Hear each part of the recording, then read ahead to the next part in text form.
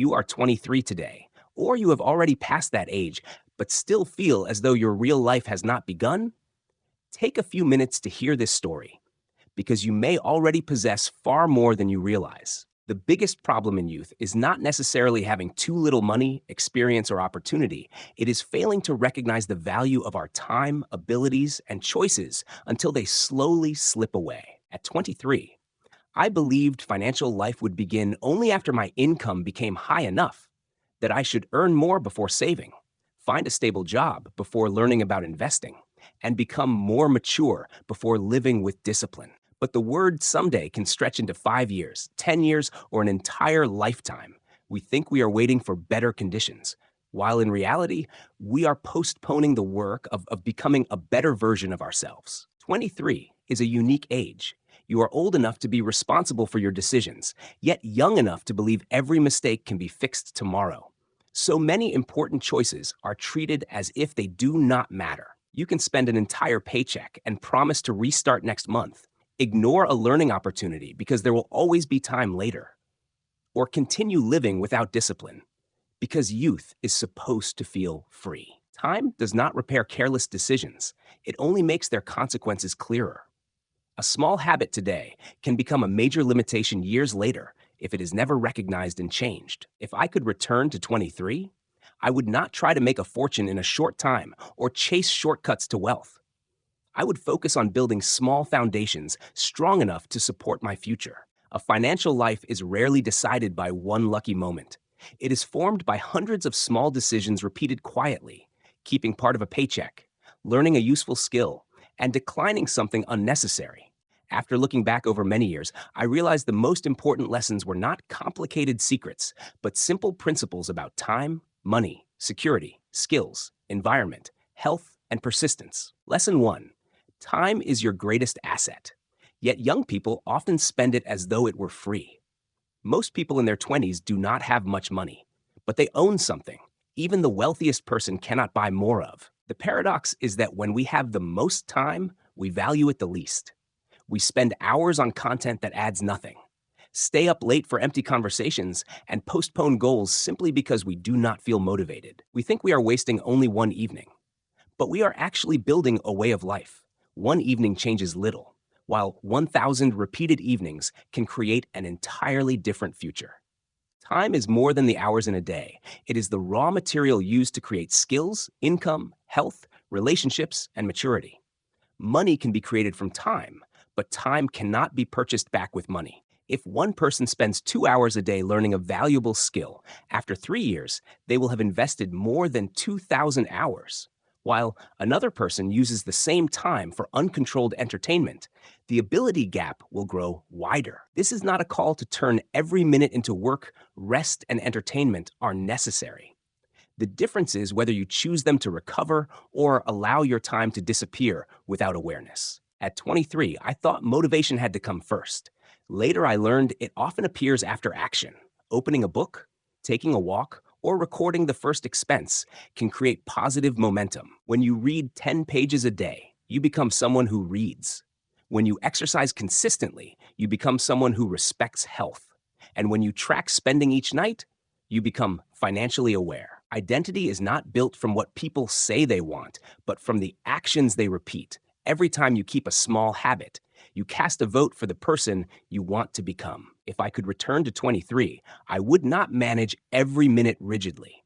I would protect a few important blocks: 1 hour for skills, 30 minutes for health, 15 minutes for planning, and quiet time to think. Small protected blocks repeated consistently can create more change than a perfect plan that is never followed.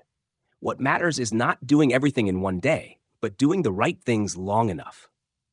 If you do not use your time deliberately, the outside world will use it for you. Notifications, social media, other people's expectations, and unimportant tasks will fill the entire day. Lesson 2. A high income cannot repair weak financial thinking. More income creates more options, but without a change in mindset, it only increases the scale of uncontrolled decisions. At 23, I believed my only problem was not earning enough. I thought doubling my income would erase every financial stress. But money cannot create stability when the person using it has no principles. When income rises, A small room becomes a larger apartment, an ordinary phone becomes the premium model, and simple meals turn into costly experiences. Lifestyle expands while the feeling of having enough stays the same. Many people earn more than before and still feel short of money because they do not use the increase to create a safety margin. They use it to expand consumption and turn luxuries into fixed monthly costs. The problem is not enjoying life. It is turning every reward from your work into the cost of maintaining an image.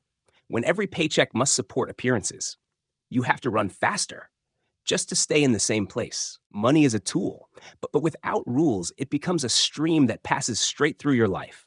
You earn it, spend it, and work again to replace it without creating security or future choices. Financially capable people are not always the highest earners. They understand what every dollar is meant to serve. Some for current needs, some for security, some for learning, and some for enjoyment within limits. The system does not need to be complicated. What matters is that money is not controlled entirely by emotion. When rules are decided in advance, you are less likely to shop impulsively when tired, stressed, or comparing yourself. At 23, I sometimes spent money to feel as though I was progressing, buying things that made life look better without making my abilities better. That is the difference between appearing successful and building success. Someone can dress well, own expensive products, and visit impressive places without savings or valuable skills, while another person living simply may be quietly building capability and future options. If I could return to 23, I would stop asking how to look wealthier and start asking how to become more secure.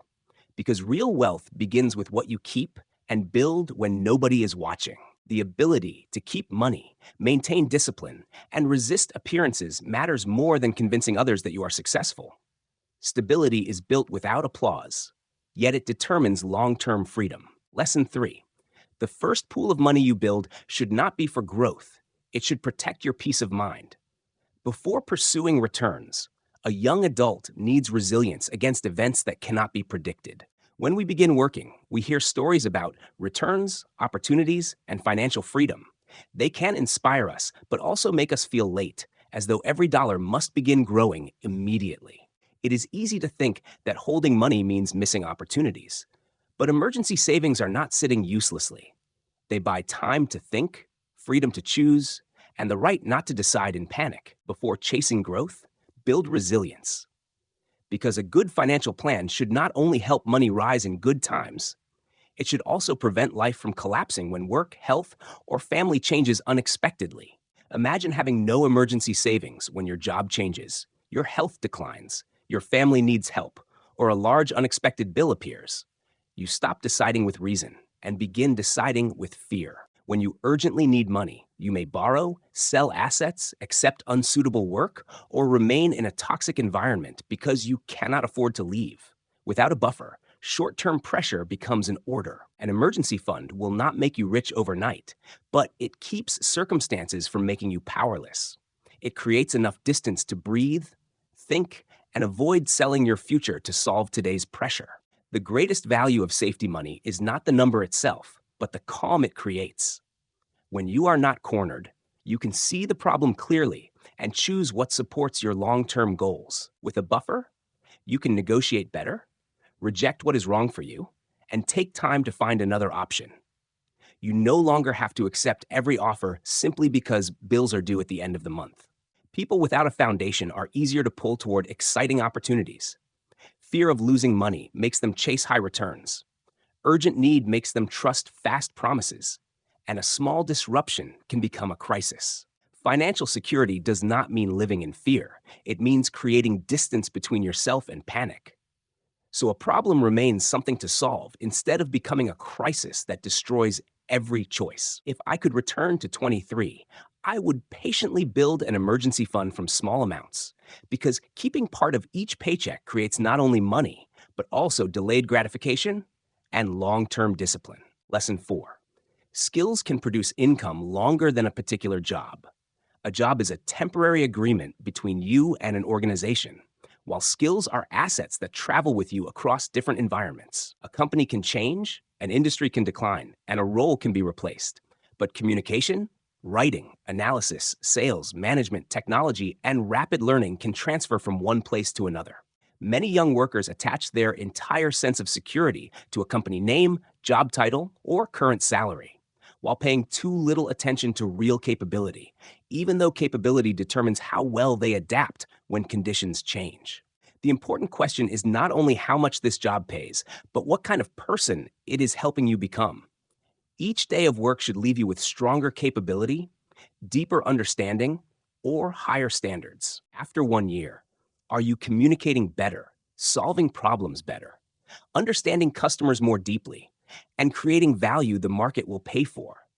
These questions matter more than simply counting how many months you have been employed. If the answer is always no, today's stability may only be postponing a future problem, because familiar work does not guarantee that you will remain valuable when technology, markets, or customer needs change. At 23, your financial capital may be small, but your capacity to build skill capital is enormous.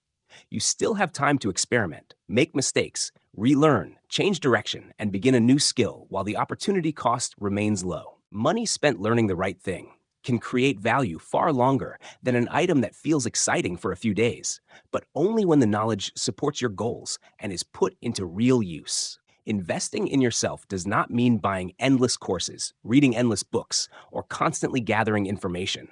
Unused knowledge is only data, not yet an asset that can create value. You can study writing, but you must write. Study communication, but you must speak with people. Study sales, but you must meet customers. Study finance, but you must track your own money. Capability is formed when knowledge meets reality. Understanding is not proven by how much content you have watched, but by how many problems you can solve. The market does not pay for the feeling of being busy or effort without results. It pays for useful value. If I could return to 23, I would choose one important skill. Study it deeply, use it often, and persist long enough for others to recognize its value, instead of constantly starting new things without becoming clearly good at anything. Effort is necessary, but it is not the final result. Learn to turn knowledge into a product, service, solution, or stronger performance, because reliably creating outcomes is the foundation of sustainable income. Lesson 5. Do not use money to buy approval from people who are not responsible for your future. One of the greatest pressures in youth is not simply having too little money, but feeling that you are falling behind. You see people your age with better cars, stronger careers, frequent trips, and expensive products, then begin to doubt your own path, even though you do not know the full story behind those images. Social media lets us see other people's outcomes, but rarely the conditions behind them. You do not know what support they received, what debt they carry, what pressure they face, or what they sacrificed for that image. The mind tends to compare our full inner life, including worries and flaws, with another person's carefully selected outside image. It is an unfair comparison, yet it strongly influences financial decisions. From that comparison, we begin spending to close the visible gap, even though the real gaps in skills, security, and capability remain. A new purchase only hides the feeling of inadequacy for a short time. A new phone may make you feel equal for a few weeks, and a trip beyond your budget may create impressive photos for a few days. But when the bills arrive, financial pressure returns in a heavier form. Spending for approval is an expensive trade because you exchange long-term security for short-term attention, and that attention quickly disappears, forcing you to keep buying more to maintain it. Most people you are trying to impress are busy trying to impress someone else, creating a circle of consumption sustained by people who all fear they are not good enough. When you face difficulty, the people who praised your purchase will not pay your bills, and those who admired your trip will not build your emergency fund. The financial consequences ultimately remain yours. If I could return to 23, I would ask whether this purchase improves my life or only improves my image, whether this decision serves my future or somebody else's attention. It is a simple but powerful filter. Living below your means does not mean living without joy. It means refusing to let self-worth depend on consumption. When you stop trying to prove that you are wealthy, you finally have room to build wealth. Lesson 6. The people around you shape what you consider normal. Although we like to believe we are fully independent, Human beings adapt strongly to the repeated attitudes and habits around them. Around constant complainers, helplessness begins to feel normal. Around uncontrolled spenders, using the entire paycheck feels normal. Around continuous learners, growth begins to feel normal. An environment does not change a person in one day.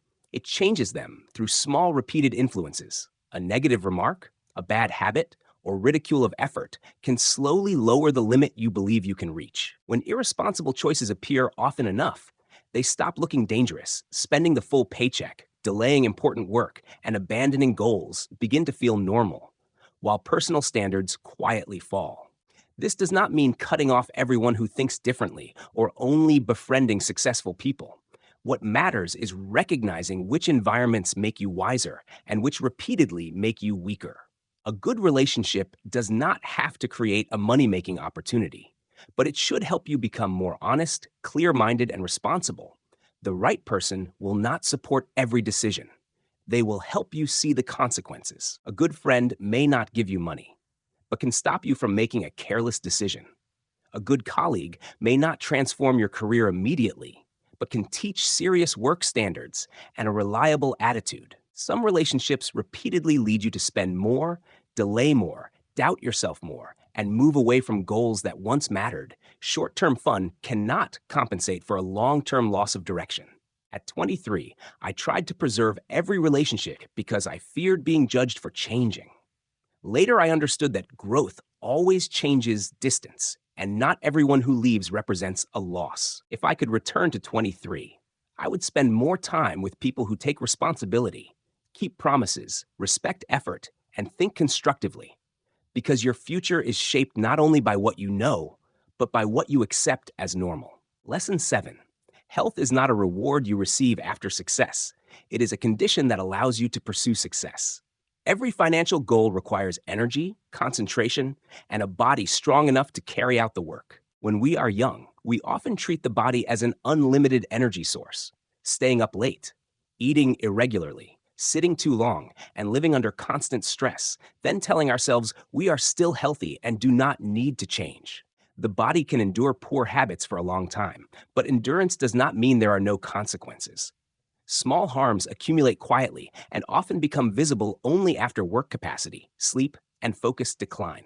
A person may earn more by working longer for a period, but when that lifestyle destroys sleep, mental health, and concentration, long-term performance falls and the cost of recovery rises. Health is directly connected to finances. When the body weakens, the ability to work and learn falls. Care costs rise and decision quality declines. Protecting health is also protecting earning capacity. A sleep-deprived brain seeks quick satisfaction, a tired body struggles to maintain discipline, and a stressed mind may turn to shopping, food, or excessive entertainment, behaviors that weaken finances even further. Caring for health is not only physical maintenance, it is a strategy for protecting financial capacity. Because a healthy body learns faster, works longer, regulates emotions better, and makes clearer decisions. At 23, I thought rest was laziness. Later, I learned that planned recovery supports performance. While burnout is not proof of hard work, it can simply be evidence that life is being organized poorly. Health can begin with sleeping earlier, walking more, drinking enough water, and maintaining suitable exercise. What matters is not one intense week, but sustainability over many years. Treat health as a form of capital. Lesson 8. Sustainable success is often slower than expected, but faster than continued delay. At 23, I wanted immediate results and easily doubted small efforts when they had not yet produced visible change. When a skill produced no income after a few months, I doubted the choice. When savings still looked small, I dismissed the effort. But the stage with no visible result is often when the foundation is being formed. We live in an environment that constantly promotes fast change, fast income, and fast success.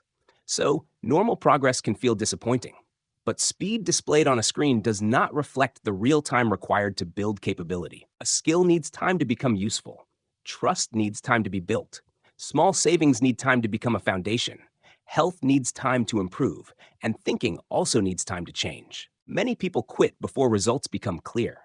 They study for weeks and change direction, save for months and stop, exercise for a while and abandon it, or launch projects without continuing long enough for the process to create capability. Persistence does not mean repeating the same action blindly. You still need to evaluate, adjust, and learn from feedback.